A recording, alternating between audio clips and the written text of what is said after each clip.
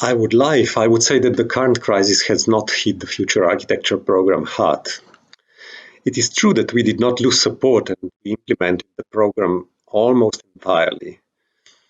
All the members of the platform organized their conferences, workshops, exhibitions, and discussions, a lot of them online.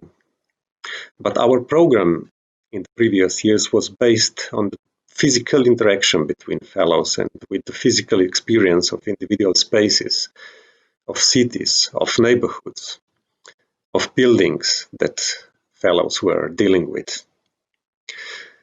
And also, I think that architectural debate is much stronger and much more tangible when it happens through a meeting between people in real spaces. And this is what bothers us the most in the current crisis. All the members of the platform tried their best to find a way to enable a real program in their venues. And in some cases it happens, but most of them eventually had to retreat into the digital world. During the spring months, when we were all in lockdown, we met regularly in online meetings, and we talked about how to adapt our program to health conditions. Most members postponed their events to September and October. We were all expecting that the situation would be more favorable then, and that we could do many of our activities normally.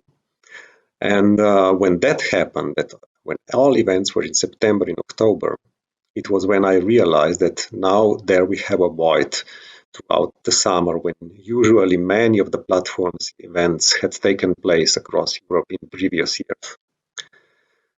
And something had to be done about it. And I was thinking about what to do, and I decided to launch an online program that would involve and connect all members.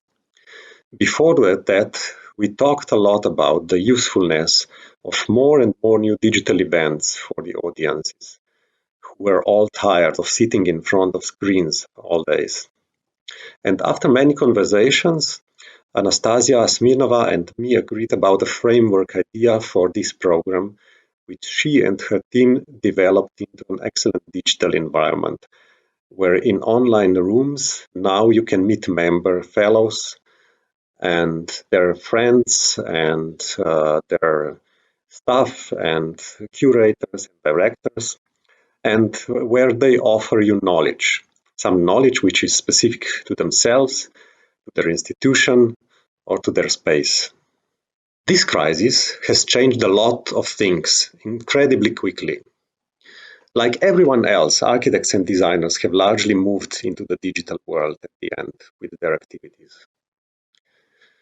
And there's a lot of debate about whether and how architecture will be affected by the changed standards to ensure social distancing, what it means to do work digitally and from home, and how this will affect urban planning in the future. On the other hand, at the time of the corona crisis, we were all able to see what it means to have a good and strong public health system and what it means to have a good public hospital. We found out how important parks and other green spaces are and how much of a difference it can only mean to have or not to have a balcony in an apartment. And I think these are the lessons that will impact future education and practice. The world really is a lot different than it was yesterday. It was yesterday when the world was more at ease and much less willing to change than it is today. Yesterday, there were almost no doubts and questions in the air compared to today. There were cracks, of course, and worries, but they were still small enough that everyone could pretend that they weren't there.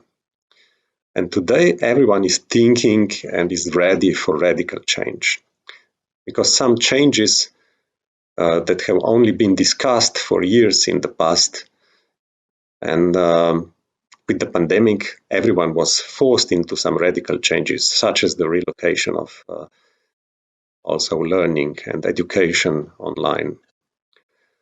And I think we could draw a lot of positive from this as well, and finally fundamentally change the curricula of architectural schools so that this profession can help to meet modern challenges.